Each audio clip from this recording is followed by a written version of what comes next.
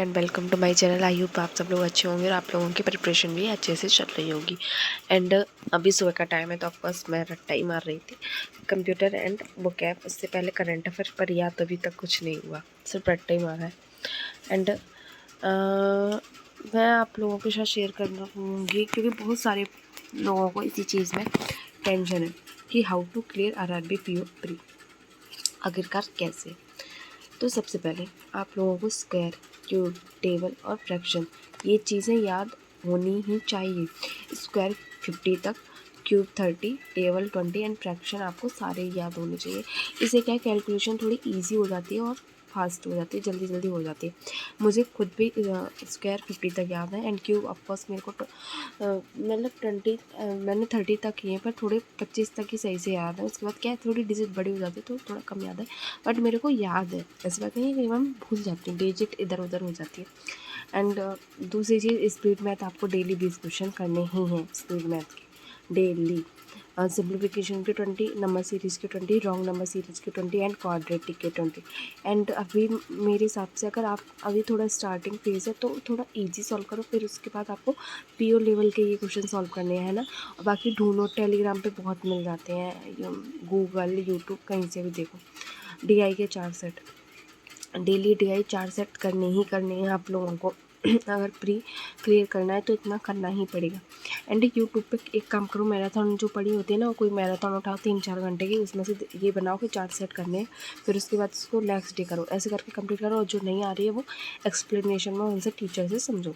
फिर उसके बाद स्पीड मैथ की जो भी क्विजेस आते हैं ना, अड्डा पे क्विजेस आते हैं, प्रैक्टिस बॉक्स पे तो भर भर के पड़े हैं, तो वहाँ से करो इनको। क्विजेस लगाओ, जम के लगाओ, एक दिन में 2-2 3-3 क्विजेस लगाओ, ऐसी हैबिट बनाओ। क्विजेस हो जाएंगी तो इससे आप लोगों की स्पीड है ना थोड़ी अच्छी हो जाएगी। एंड फिफ्थ चीज़ कि अरिथमेटिक डेली प्रैक्टिस करो, 10-10 क्वेश्चन एवरी चैप्टर, ठीक है ना।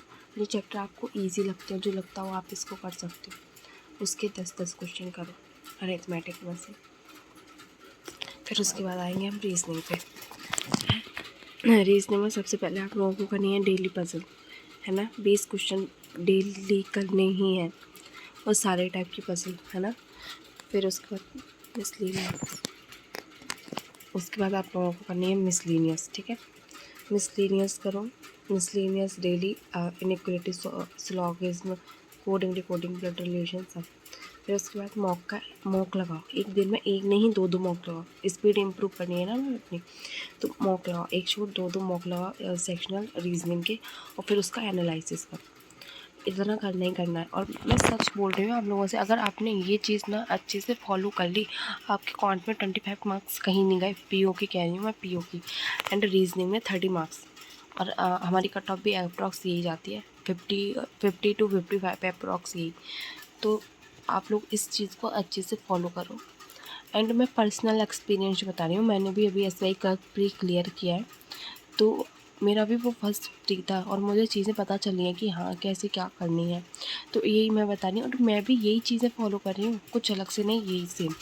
तो आप लोग इसको अच्छे से करो एंड ऑफकोर्स आप लोगों का सबका प्री क्लियर होगा, टेंशन मत लो, बस ये करो।